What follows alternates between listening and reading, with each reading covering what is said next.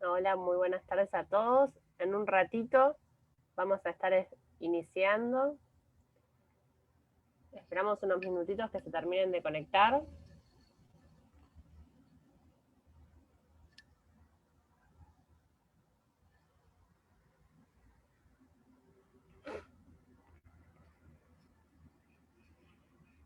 Si quieren pueden ir escribiendo en el chat de dónde son, así sabemos de dónde nos están viendo.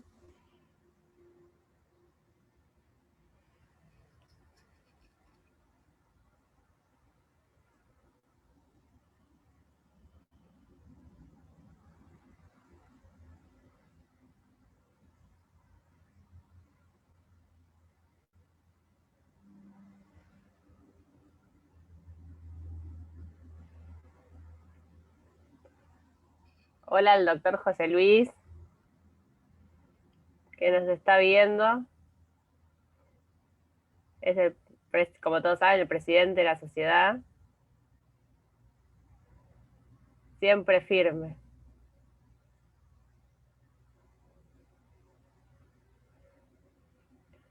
Un saludo a Elena Eschirato de Villa Gesell, que también nos está saludando.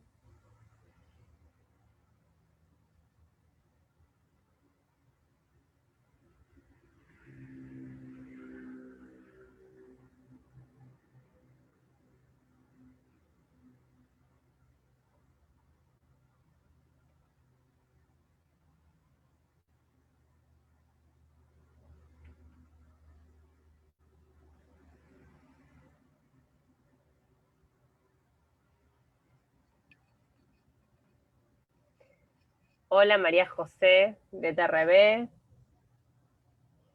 nos está saludando, muchas gracias por el apoyo de siempre. Lucía de San Fernando, Lincoln.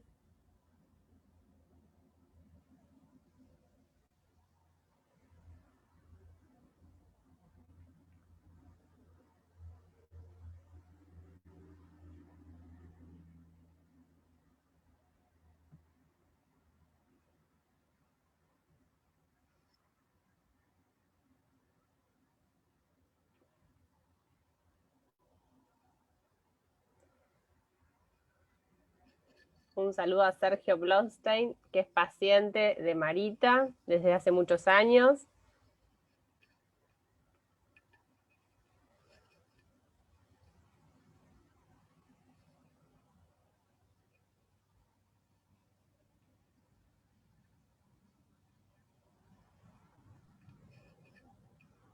Blanca de Capital. Se siguen conectando, esperamos un ratito, 1 o 2 minutitos y arrancamos.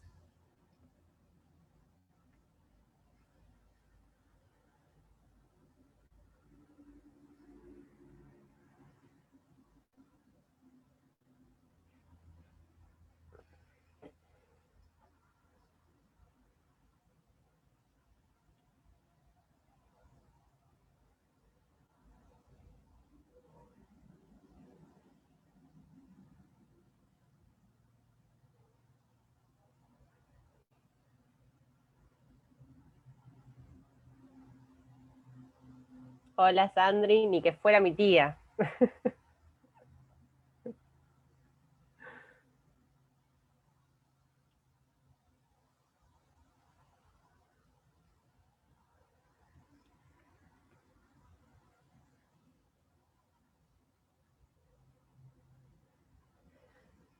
Otra paciente de Marita, Sabri García desde Longchamps.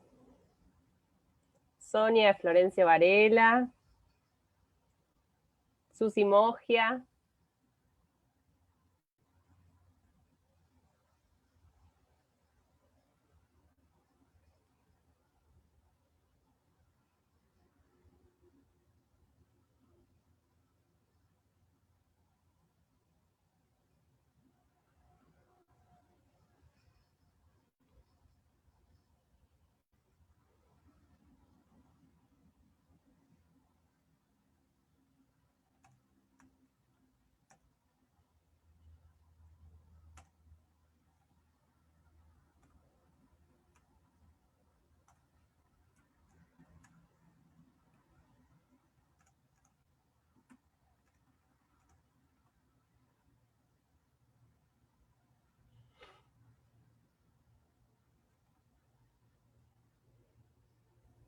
Hola Isa, Isabel Torresillas, también de la Sociedad de Osteoporosis. Mónica Mármol, de Lanús, paciente de Marita.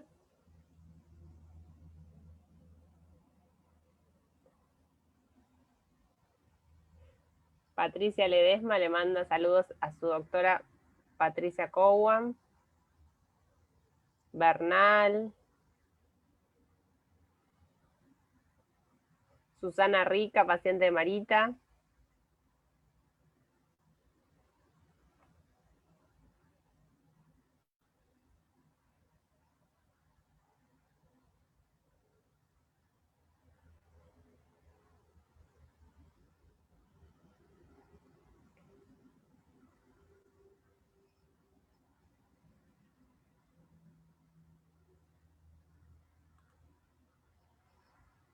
Bueno, ya estamos en hora.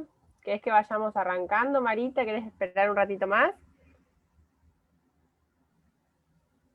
Hola, buenas tardes. Bueno, ¿Damos Vani, como ustedes comienzo? quieran. Dale. Sí, sí, sí. Dale. Estamos en horario, así no nos atrasamos, que es viernes y después los dejamos libres. Damos inicio a esta primera charla del ciclo. Ahora después la doctora Larroudé le va a contar un poquito más del ciclo, que va a ser como todos los años, va como el año pasado, este es el segundo año.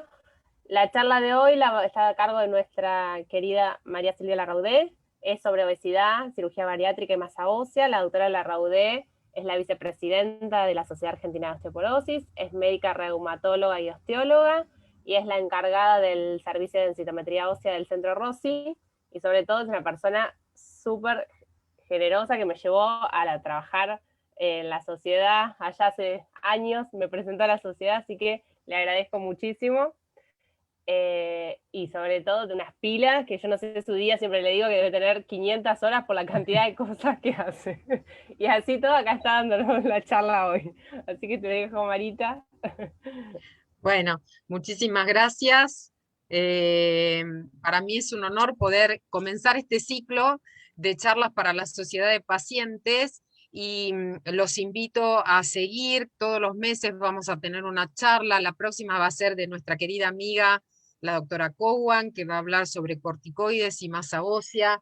Después vamos a tener una charla muy buena sobre actividad física y masa ósea del doctor Lanari, y así consecutivamente, así que espero que nos sigan, porque bueno, el objetivo es compartir con ustedes y poder mejorar todo lo que sea el capital óseo. Esto lo podemos hacer gracias a que TRB Pharma nos ha ayudado para poder hacer este ciclo de charlas, así que les agradecemos enormemente todo el apoyo que tenemos para poder realizar estas actividades que tanto nos gustan y que nos conectan con los pacientes, que en realidad son nuestros aliados en el camino que hemos establecido, nosotros eligiendo esto y pudiendo compartir con todos nuestros pacientes nuestro conocimiento y compartir cosas de la vida que son tan importantes. Así que bueno, ahora vamos a iniciar la charla que me ha tocado darles hoy. Y voy a poner acá la charla, en donde vamos a emprender un hermoso viaje, ya que no lo podemos hacer presencialmente, vamos a viajar hoy. Nuestro comandante es el doctor Mansur, y hoy a mí me toca pilotear este avión, en donde voy a pasar por diferentes lugares, como son la osteoporosis, la obesidad y la cirugía bariátrica. Y primero voy a darles algunos conceptos de osteoporosis para después aterrizar en la obesidad y posteriormente llegar a la cirugía bariátrica y poder hacer un círculo con estas tres cosas de las cuales vamos a hablar. Yo sé que estos temas los han ido tocando. La osteoporosis es una alteración, un desorden del esqueleto que se caracteriza porque la fortaleza del hueso está alterada. ¿Y qué quiero decir con esto? Que la cantidad de hueso, es decir, la densidad ósea, y eso lo logro medir a través de la densitometría, tiene una disminución de esta cantidad de calcio y a su vez tiene una alteración de la calidad. Y eso hace que el hueso no tenga la fortaleza necesaria y así se pueda fracturar. Algo que es muy importante que tenemos que tener en cuenta es que la obesidad, la osteoporosis es una enfermedad que en realidad comienza en la pediatría y por eso es tan importante nuestra función como papás, como abuelos, de mantener una alimentación y una actividad física apropiada en nuestros hijos, en nuestros nietos, para que logren esto, lo que es el pico de masa ósea, tanto en hombres como mujeres. Ese es el capital óseo que van a tener los pacientes, se va a mantener en el tiempo hasta que en la mujer llega la menopausia, disminuyen los estrógenos y en aquellos que pueden, porque tienen genética por factores ambientales, van a lograr tener la osteoporosis. Y a eso se le van a asociar algunas otras condiciones, como pueden ser causas secundarias de osteoporosis, y vamos a ver dónde vamos a encuadrar a la obesidad en este grupo de pacientes. Y algunas medicaciones, como son los corticoides, que también pueden generar este descenso de masa ósea, tanto en hombres y mujeres, y los hombres van a tener un descenso de masa ósea más leve, que va a ser más pronunciado a medida que pasa la edad. Ahora, cuando los pacientes vienen, la osteoporosis no es solo una densitometría. La densitometría nos aporta qué cantidad de calcio tiene el paciente. Y es el médico tratante el que va a definir con este estudio y con todas las características y el interrogatorio que le hacemos al paciente y los antecedentes que tiene el paciente, si este paciente tiene o no osteoporosis. O sea que la densitometría es un elemento más que yo tengo para hacer el diagnóstico de osteoporosis. Entonces, volviendo a lo que es la osteoporosis, es la alteración de la densidad, tengo menos cantidad de hueso, con una calidad alterada que me da una estructura que si esto está bien, densidad y calidad bien, tengo un puente excelente. Sin embargo, si yo tengo alteradas estas dos estructuras, el puente mío no tiene consistencia y eso va a llevar a riesgo de fractura.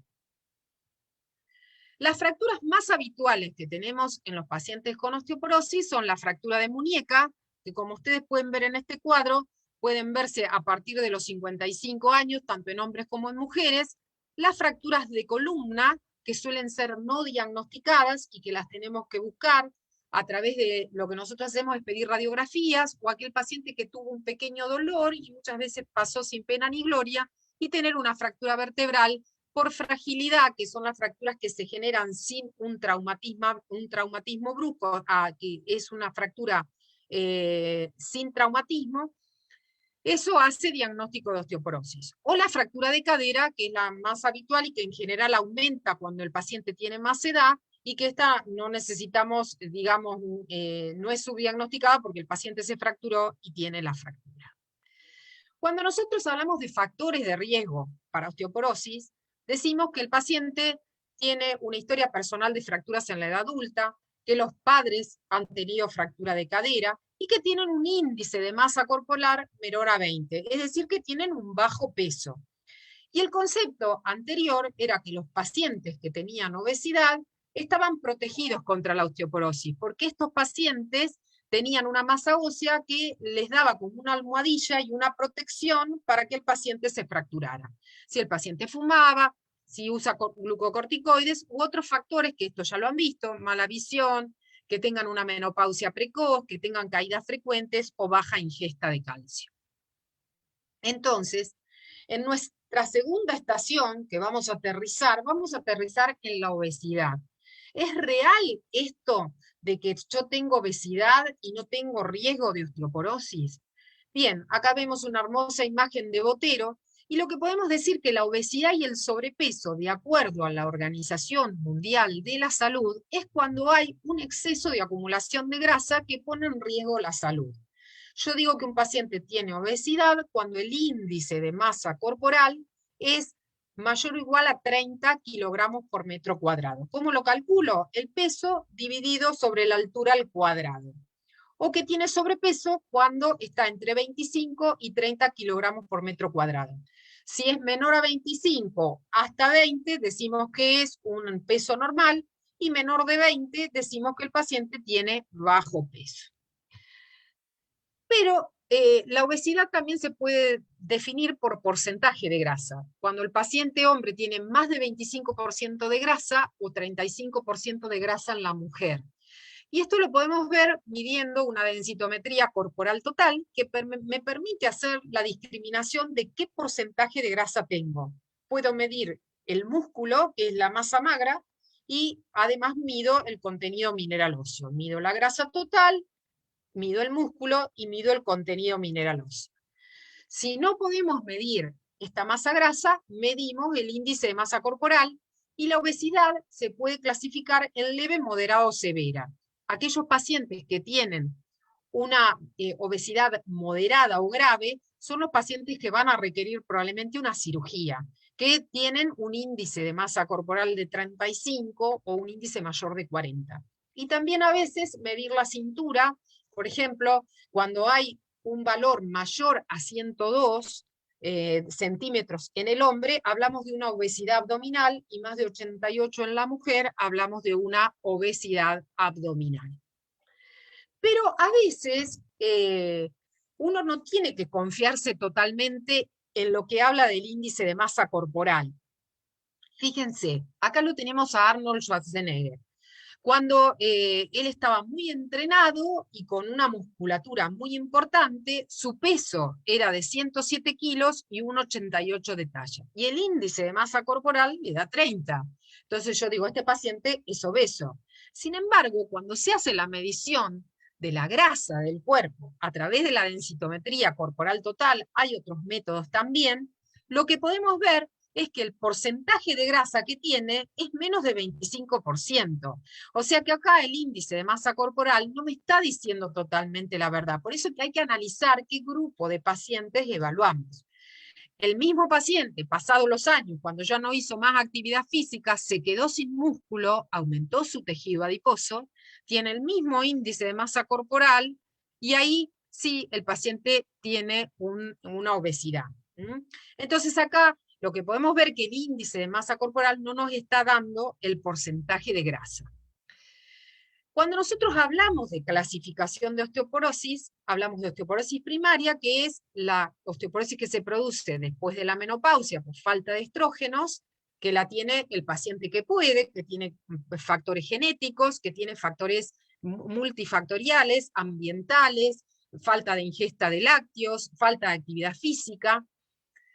La osteoporosis por envejecimiento o la idiopática, y las causas de osteoporosis secundaria. Y ahí tenemos múltiples causas de osteoporosis: endocrinas, enfermedades por depósito lisosomal, que acá yo lo tengo a Sergio con una enfermedad de Gaucher, y ella cursa con osteoporosis.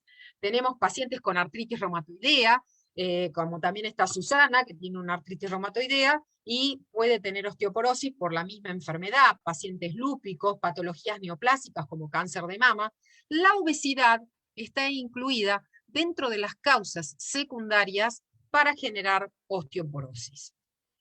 Si nosotros nos proyectamos al 2025, se cree que vamos a tener un 18% de hombres obesos y un 21% de mujeres obesas. Y superobesas, es decir, con obesidad mórbida, hombres en un 6% y mujeres en un 9%. Y no sabemos cómo va a afectar esta pandemia, porque lo que sí hemos visto en este año y medio de pandemia es que los pacientes no hacen actividad física y realmente han aumentado de peso.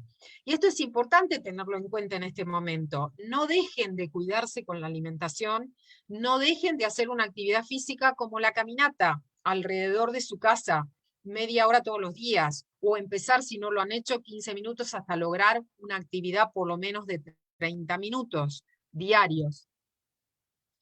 Si vemos el mapa de la obesidad, fíjense que Estados Unidos se lleva la peor parte con la obesidad mórbida, más del 25%, y algunos lugares de África. Y tenemos, por ejemplo, un 20 a un 25% en los lugares de Europa, que tenemos en amarillo, y el sur de África, de una obesidad intermedia o moderada, y sobrepeso tenemos en las zonas del 10 al 14%, como es Brasil. ¿Cómo la tenemos ubicada a Argentina? La tenemos ubicada con un sobrepeso en un 15 a un 19%, y también parte de Asia. Si miramos América Latina, Estados Unidos tiene la obesidad mórbida muy importante, y nosotros estamos en el rango de 25 a 30 de índice de masa corporal, junto con Chile y Uruguay. Y en general, cuando hay sobrepeso, uno tiene la tendencia a pasar a la obesidad. Usted está condenado a tomar decisiones y esta es la mayor paradoja de la vida. Y esto se los digo porque realmente la obesidad y la osteoporosis están en una paradoja. ¿Por qué suceden estas cosas? ¿Por qué la obesidad protegería el hueso? Por un lado, la carga mecánica estimula a una célula, que es el osteoblasto, que se encarga de formar hueso. Entonces tendría un efecto protector. Por otro lado, aumenta secreción de hormonas desde el páncreas, como la insulina, que también tendrían un efecto protector. Y a su vez hay más conversión de estrógenos, de drogas androgénicas a estrógenos, que tienen un efecto positivo para preservar el hueso. También hay otras sustancias que ayudan a que el hueso se mantenga, como la lectina. Y por otro lado, el tejido adiposo convierte andrógenos a estrógenos, como les dije anteriormente. Pero ¿por qué ahora sabemos que la obesidad no es tan buena con el hueso y con la osteoporosis? Y ahora les quiero contar una especie de cuentos, ¿sí?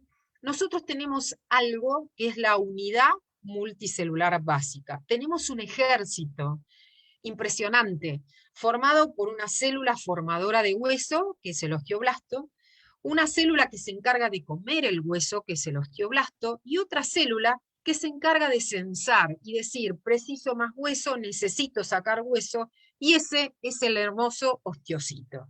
Y otras celulitas más que también colaboran. Pero ¿qué sucede? La célula que forma hueso, que se llama osteoblasto, previene de una célula madre que a veces forma células osteoblásticas, pero también forma la célula adipocítica, la célula grasa. Y a veces, en lugar de formar la célula formadora de huesos, se deriva a formar más célula grasa o adipocito. Entonces, cuando tengo mayor cantidad de adipocitos, el adipocito empieza a liberar sustancias que le dicen al osteoclasto, come hueso. Y le dicen al osteoblasto, andate a dormir y no formes hueso. Entonces el balance está inclinado hacia lo que se llama resorción ósea, a aumentar, a comer el hueso, y esto lleva a una disminución de la masa ósea y por ende la posibilidad de generar fracturas. Y si vemos en este esquemita de círculos donde el hueso es gris, la grasa es naranjita clara y el músculo es rosadito, uno tiene un equilibrio de células óseas, de células grasas, y las rayadas son las células musculares. Y yo tengo un buen músculo para mantenerme de pie, un hueso que está en equilibrio y una cantidad de grasa también equilibrada. A medida que pasan los años, la célula madre decide formar más adipocitos y me va aumentando la grasa y me voy quedando con menos células formadoras de hueso. Y por otro lado, voy teniendo menos células musculares si no tengo actividad física. Y empieza a aparecer una cosa que es la debilidad del músculo, que se llama sarcopenia. Y esto además genera un bajo grado de inflamación, que libera sustancias que hacen que el hueso se empiece a comer o a reabsorber. Si yo tengo obesidad, mi hueso se va llenando, mi médula ósea, de células grasas, las va invadiendo y tengo menos célula formadora de hueso, tengo más tejido adiposo y tengo menos células musculares. Por lo tanto, el paciente obeso puede tener lo que se llama una obesidad sarcopénica, es decir, obesidad, osteoporosis y sarcopenia. Entonces va a ser multifactorial, va a tener que ver con la nutrición, como vamos a ver ahora, va a tener que ver con estos factores hormonales que se van a liberar, y esto va a generar un cambio de la composición del cuerpo con aumento de tejido adiposo, con aumento de la grasa en la médula ósea, que a su vez va a generar este proceso de inflamación. La obesidad, por todas estas sustancias que se liberan, que nosotros les damos nombres médicos, citoquinas, factores de necrosis tumoral, diferentes células, ácidos grasos, van a jugar también con comorbilidades, como es la resistencia a la insulina, la diabetes tipo 2, la hipertensión, la aterosclerosis, y esto va de la mano, sobre todo del obeso, de la falta de actividad física. Todas estas comorbilidades van a llevar a un aumento de la alteración de la masa ósea. Si nosotros miramos este cuadrito que me pareció muy lindo, mirar a una mujer osteoporótica, vemos la cifosis de esta pacientita, y mirar a una mujer obesa con diabetes, y uno lo que dice, miramos el índice de masa corporal y la densitometría, el índice de masa corporal es bajo en la osteoporótica, es alto en la diabética obesa. La densitometría es baja en esta paciente, sin embargo en la diabética es normal. Entonces yo digo, bueno, densitometría normal, el paciente está bárbaro. Y yo les dije hoy que la densitometría no es el elemento que uno diagnostica solo osteoporosis. Necesitamos evaluar un conjunto de cosas. Entonces, la calidad de hueso, ¿cómo está? Alterada, débil en mi paciente osteoporótico y está muy baja en mi paciente que tiene obesidad y que tiene osteoporosis.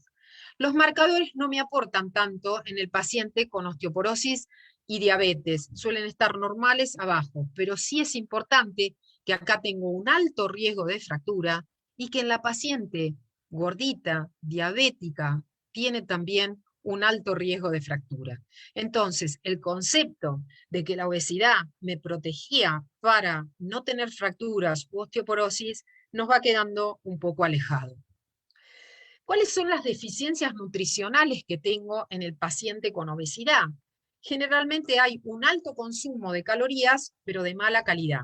No ingiero proteínas, tengo pocas vitaminas y minerales, hay mala absorción de los nutrientes, hay mala distribución metabólica y mala excreción. Además, afecta el depósito de estas células grasas y la disponibilidad del nutriente, que suelen quedar encerrados para poder utilizarse. Y ha habido un estudio mostrando que el obeso, que es el que tiene un índice de masa corporal muy alto, más de 40, tiene casi un 50% de deficiencia de vitamina D. Y como dijo nuestro comandante, el doctor Mansur, la vitamina D es esencial para el hueso. Necesitamos tener una buena vitamina D para que se absorba el calcio a nivel intestinal. Pero además tenemos falta de vitamina B12, de zinc, de fósforo.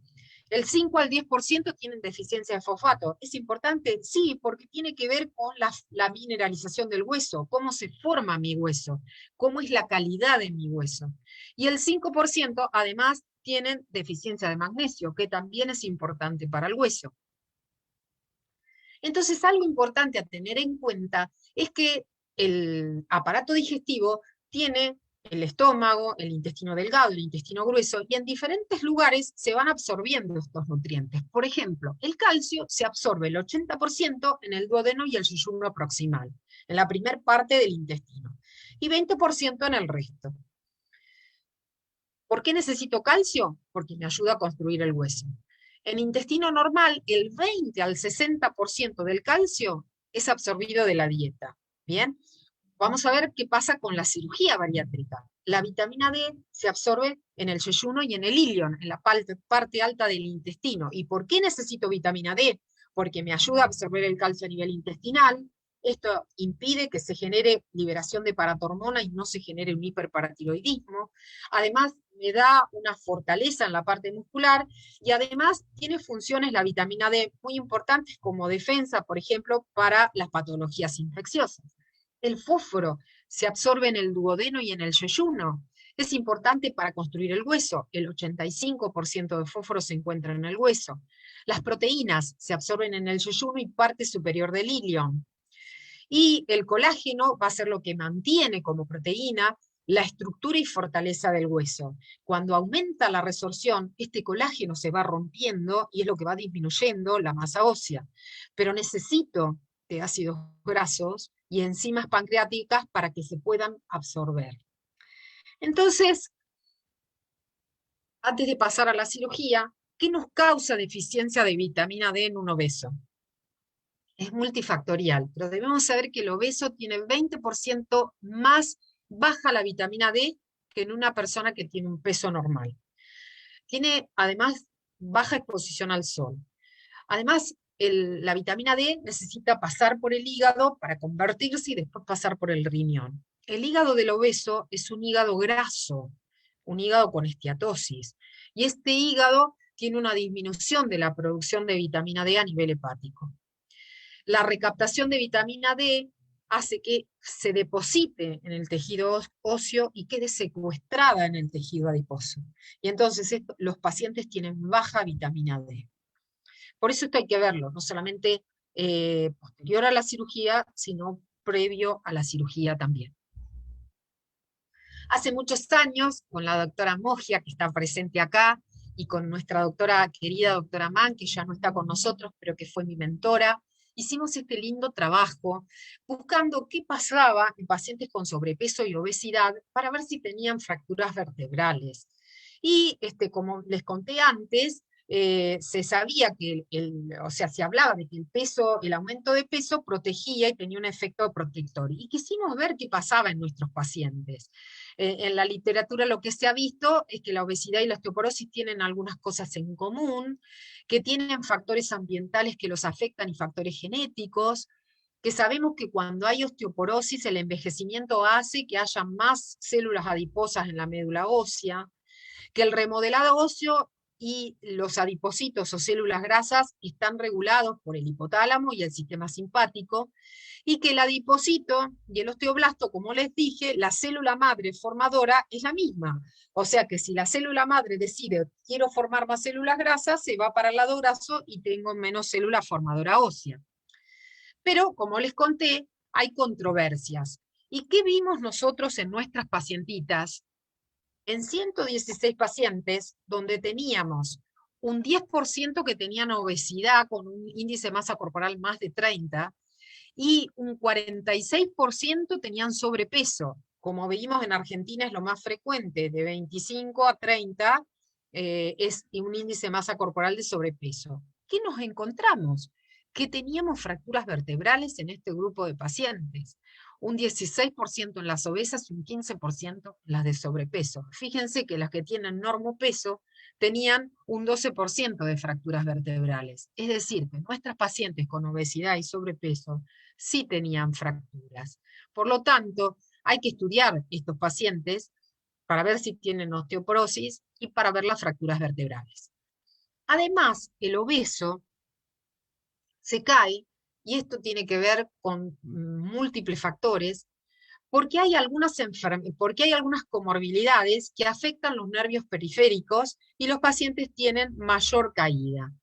Se hipotensan más, son inestables, tienen debilidad, tienen reducción de capacidad para caminar o para subir una escalera, y al aumentar el peso hacen mayor presión sobre los talones, alteran el balanceo y la estabilidad postural, y eso hace que pierdan el equilibrio y además que tengan una pérdida de masa muscular, muchas veces también vinculado a la falta de actividad física.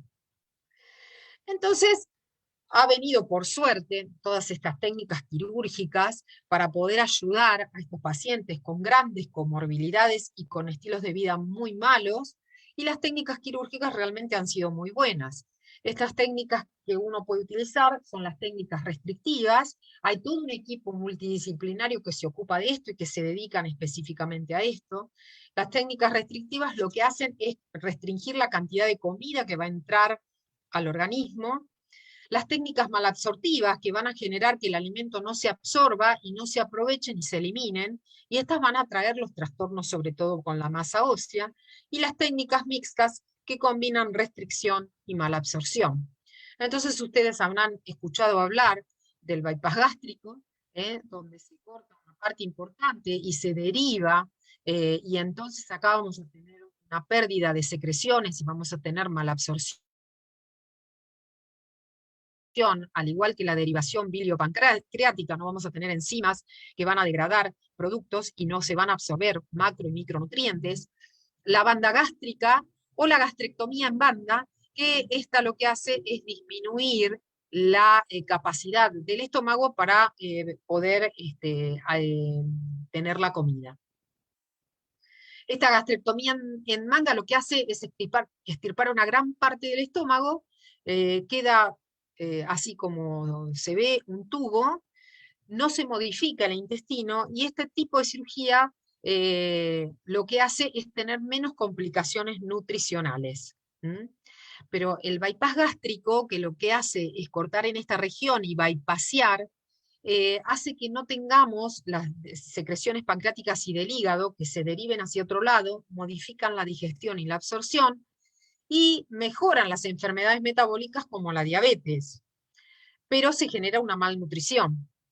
La derivación biliopancreática, lo mismo, lo que va a hacer es una resección del estómago, lo hace más pequeño, y las secreciones digestivas van al intestino delgado, alteran la digestión y alteran la absorción de los alimentos.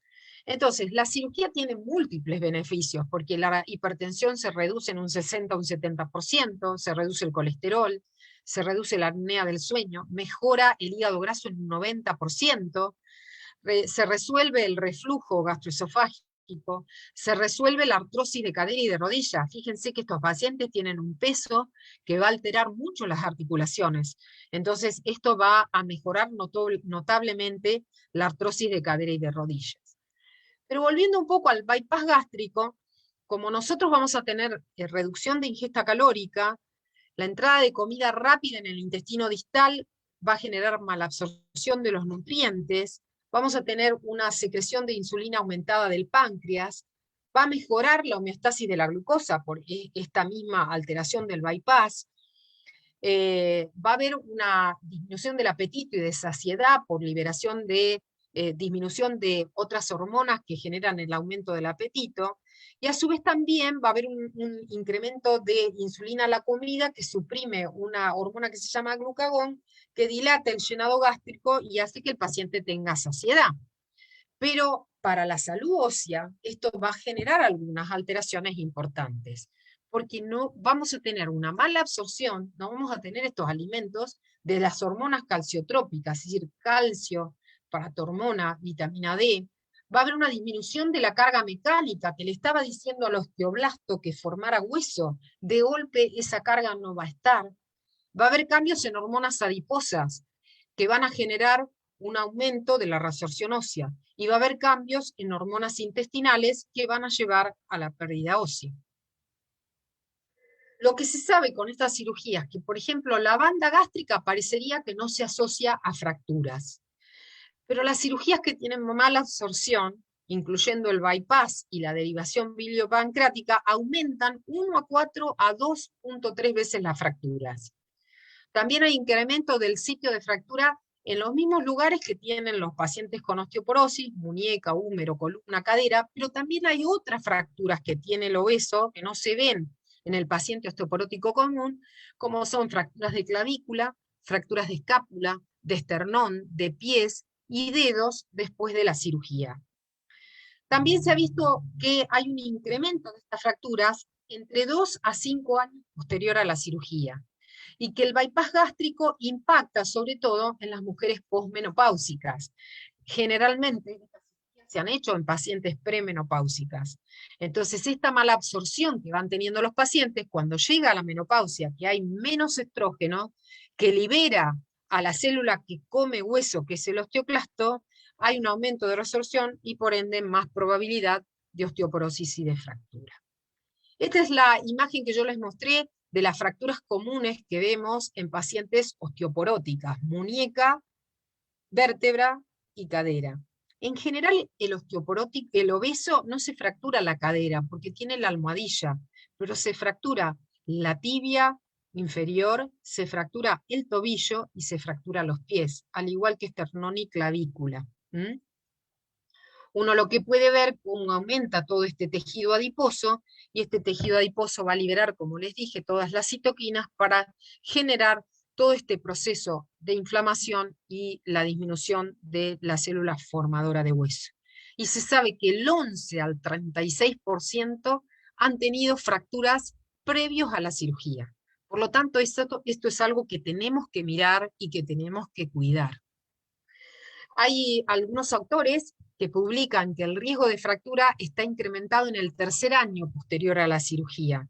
Por tanto, es fundamental insistir con la ingesta de calcio, de vitamina D y de la actividad física después de la cirugía bariátrica, y que se van a alterar también la densidad ósea, los marcadores y la microarquitectura. Y que también puede haber alteraciones en estos parámetros a 6 meses y permanentemente en los siguientes 5 años.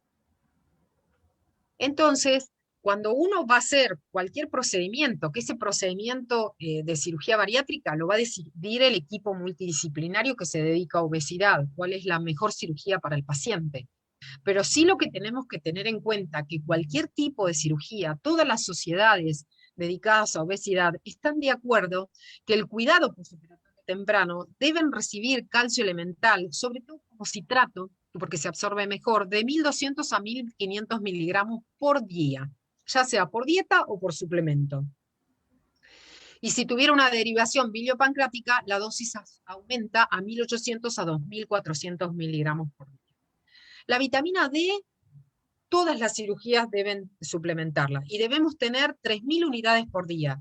Recuerden que para el paciente con osteoporosis uno habla de 800 a 1.000 unidades diarias. Acá el valor es mucho mayor y tenemos que lograr un nivel de 30 nanogramos por mililitro y que el paciente no tenga hiperparatiroidismo. Y a veces se dan dosis bastante más elevadas y se mantiene con esta dosis para lograr un nivel adecuado de vitamina D. Que tengan adherencia a la actividad física. Se puede medir la densitometría cada 2 años. Se me fue la presentación. ¿Me están escuchando? Sí, sí, se escucha, pero no se ve la presentación. Sí, a ver. Un segundito, ahí vamos. No sé qué le pasó. Perdón un segundo. Capaz que lo voy a tener que desconectar y volver a poner porque no sé por qué se... Dale. Aprovechamos para recordarles que Ahí, pueden ahí, mandar las ahí estoy. preguntitas. Perfecto, ahí estoy.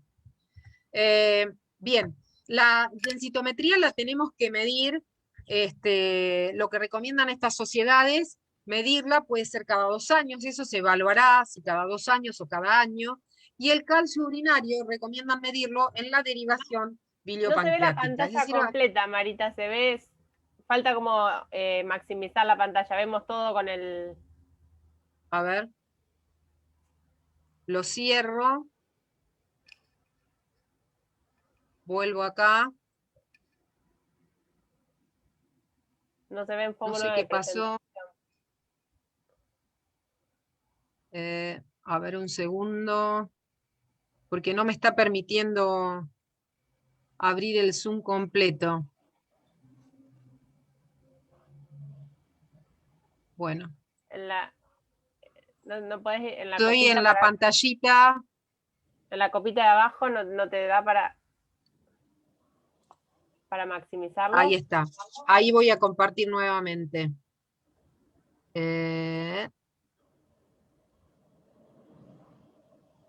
¿Se compartió ahí? Ahí sí, ¿no? Sí, pero no se ve el modo presentación. Ahora sí, Ahora ahí está. sí. Sí, sí, sí, Bien, ahora sí. perfecto.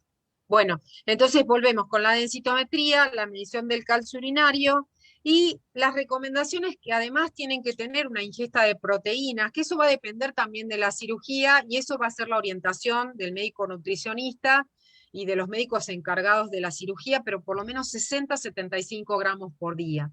El calcio, preferentemente el citrato, porque se tolera mejor y a veces hay que repartirlo en 2 a 3 comidas.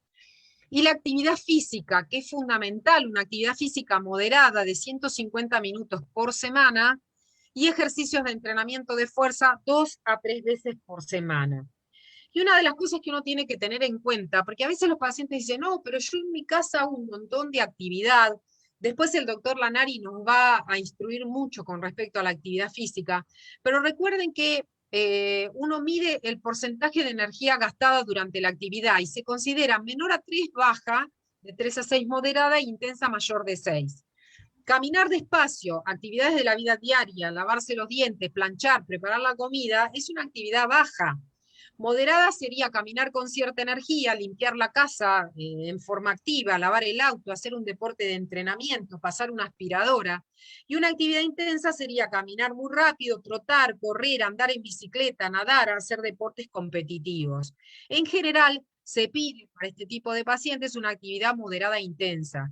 Es decir, una actividad de por lo menos 150 minutos por semana, que serían 30 minutos diarios, o llevarlo hasta 300, es decir, una hora diaria. Eso va a estar establecido por el plan y el equipo médico que tome la obesidad. Yo lo que les quiero mostrar acá, que nosotros en pacientes con osteoporosis consideramos otras cosas. Y en el caso de la obesidad vamos a tener también que tener en cuenta, si es un paciente más añoso, alteraciones cognitivas, alteraciones visuales, que el paciente tenga falta de músculo, que le va a pasar al obeso, que el paciente tenga osteoporosis, que tenga cambios pulmonares o cardiovasculares, que tenga diabetes. La diabetes también aumenta la masa ósea y por eso hay que considerar muy bien el tema de la masa ósea, que tenga la obesidad, que tenga disminución de la movilidad. El obeso muchas veces tiene artrosis de rodilla, artrosis de cadera, dificultad en los tobillos, y hay que evaluar qué tipo de actividad física este paciente va a poder hacer. Por eso se necesita un equipo multidisciplinario en donde vamos a tener que ver una evaluación, cuál es el objetivo terapéutico, cuál es la propuesta que tenemos para este paciente, cuál es la preferencia del paciente para poder indicar un ejercicio que sea con frecuencia, con intensidad, con tiempo y el tipo de ejercicio, para poder lograr esto que queremos de mantener una masa muscular y mejorar la masa ósea y también mantener el peso de este paciente. Entonces, como dijimos, las paradojas de la obesidad, por un lado la carga mecánica, cuando es grande esta carga me estimula el osteoblasto, cuando saco la carga mecánica tengo un efecto negativo. Por el otro lado tengo mucha masa muscular pero invadida por grasa, por lo tanto tengo generalmente una disminución de masa muscular para mantener el esqueleto. Por otro lado tengo comorbilidades como la diabetes o la baja vitamina D. Por otro lado, tengo mayor fuerza mecánica que me influye para las caídas. Son pacientes que se caen y se fracturan en otros lugares, y aunque no sean las fracturas típicas de la osteoporosis, corresponden a osteoporosis, tienen mayor riesgo de caída, y por lo tanto, el tejido adiposo tiene un efecto negativo para el hueso, y por lo tanto, la obesidad es una paradoja que me está dando un incremento en el riesgo de fractura. Quiero terminar con algo, como les dije, nuestro viaje llegó al final y siempre amo mucho a Mario Benedetti, y Benedetti dice que no nos rindamos, que la vida es eso, que continuemos este viaje a pesar de las dificultades de hoy en día, que persigamos nuestros sueños, que destrabemos el tiempo, que corramos los escombros y que destapemos el cielo. Espero les haya servido. Estoy preparada, bueno, para las preguntas y muchas gracias por su atención. Les dejo mi mail por si quieren mandarme alguna inquietud o se dirigen a la sociedad para poder seguir conversando sobre estos temas que tanto nos gustan y nos apasionan y nos gusta compartir con ustedes. Muchas gracias. Muchas gracias, Marita. Bueno, hay muchísimas felicitaciones, sobre todo de la claridad. Si quieren pueden ir mandando preguntas al chat, así se las vamos haciendo. Por ahora no hay preguntas, fuiste muy clara, felicitaciones y todos agradecimientos. Si querés, mientras tanto, podemos ir dando como ahora en esta época que es tan de encierro y aislamiento, ¿qué puede hacer la gente? 3 tips para que le quede claro qué puede hacer para mejorar su masa ósea estas personas con sobrepeso, que puede hacer desde lo nutricional, la actividad física en la casa. Ya más o menos lo dijiste, pero como para cerrar y les quede bien claro mientras van mandando preguntas. Estoy intentando abrir mi foto, pero hoy estoy trabada con no sé por qué no me deja poder verme. ¿Dejar de compartir? ¿No te deja? No, no sé qué me está pasando. Bueno, voy a intentar...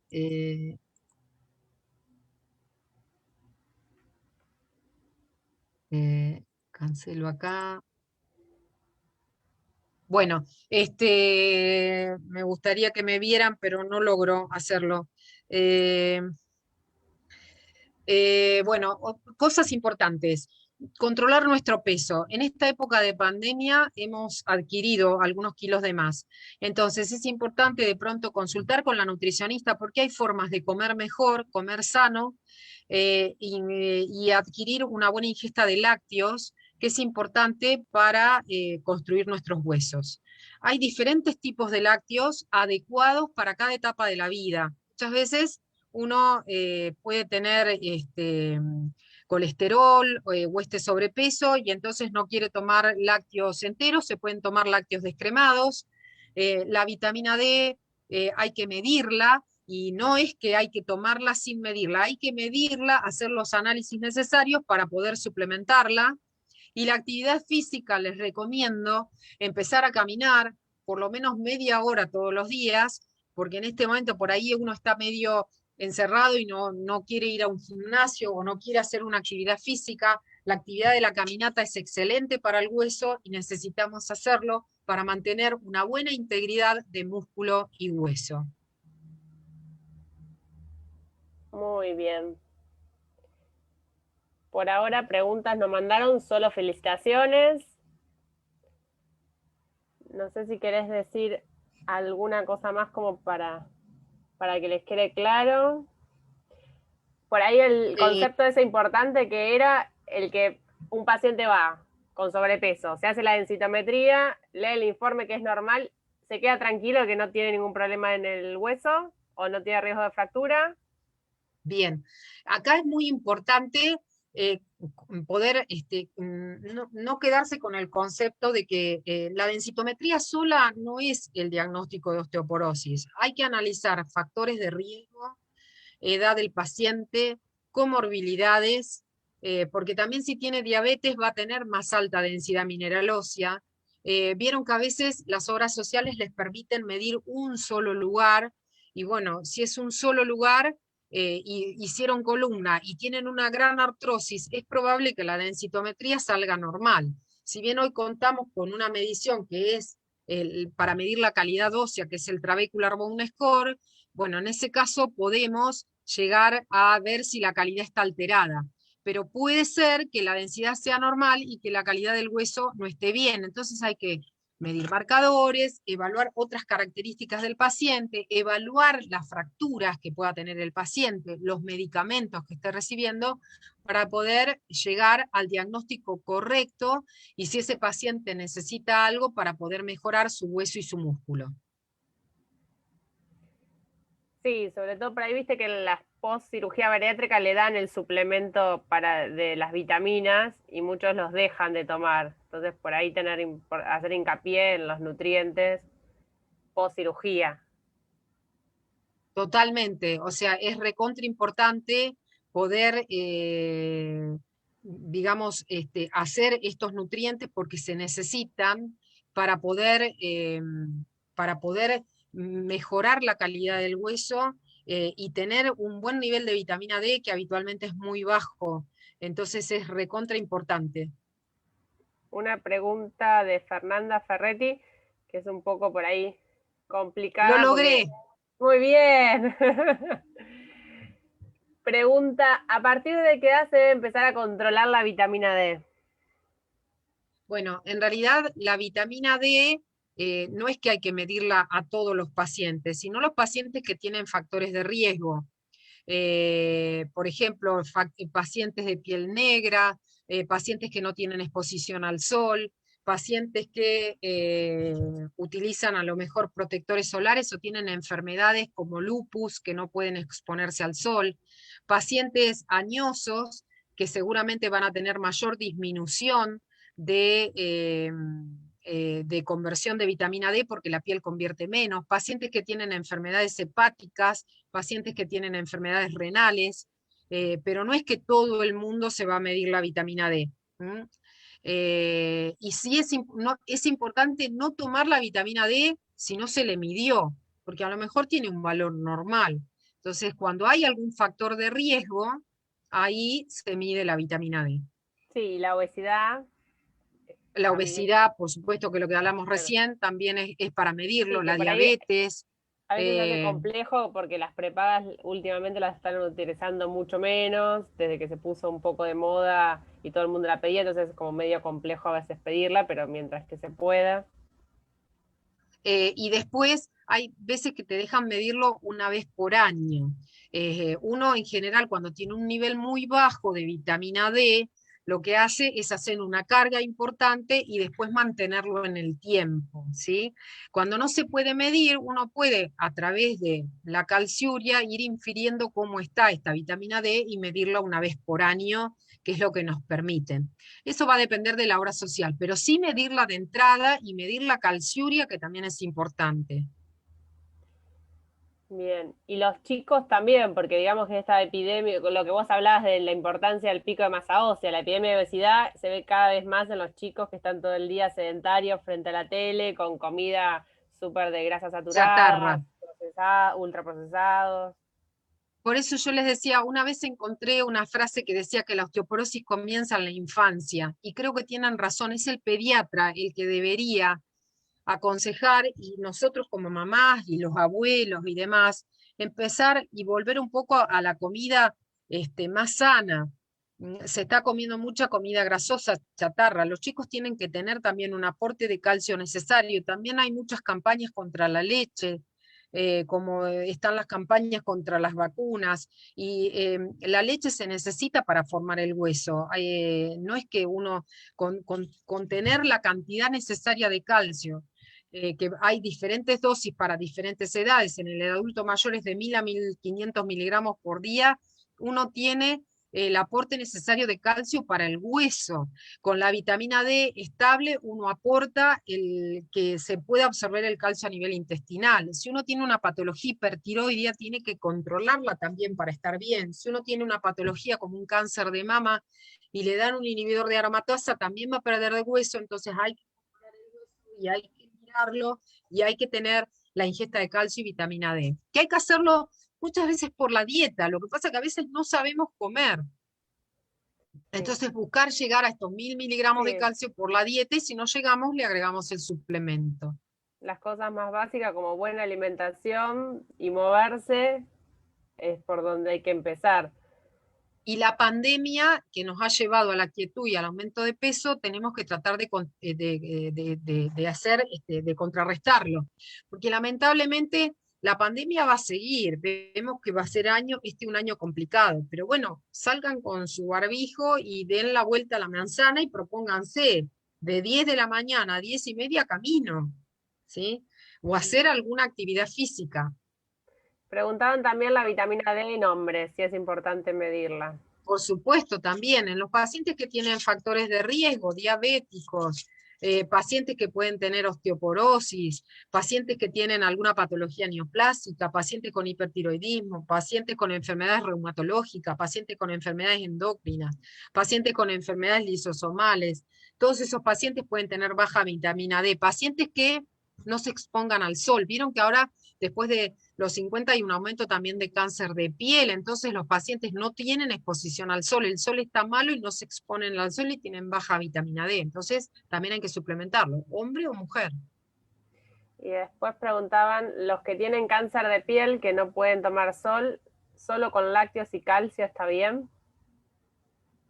Si no, o sea, el calcio por un lado, el sol es para que nosotros tenemos la vitamina D en previtamina D, y la irradiación solar nos convierte esa vitamina D, que después va a ser el pasaje por el hígado. Si no podemos tomar sol, la vitamina D se suplementa. Hay suplementos de vitamina D2 y D3 que se dan por vía oral para poder llegar al nivel adecuado de vitamina D, más el aporte de calcio. Muy bien.